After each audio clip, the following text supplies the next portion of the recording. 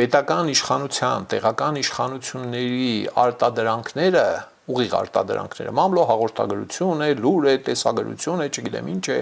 հեղինակային իրավունքով չեն պաշտպանված։ Եթե որևէ մեկին հետաքրքրում է, ես հիմա տեսնում եմ, որ Facebook-ում ինտենսիվ բանավեճ է գնում դրա հետ կապված,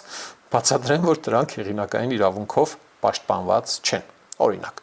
ասենք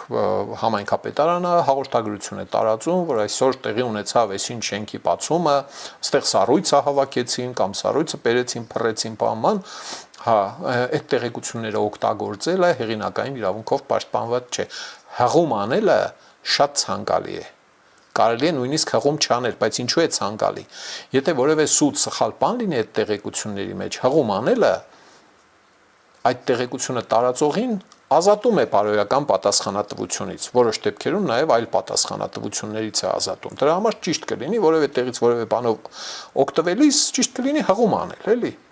Հա, ասենք թիվ է թվաբանություն է, կարող են դեռ սխալվել 47 են գրել 74-ի փոխարեն,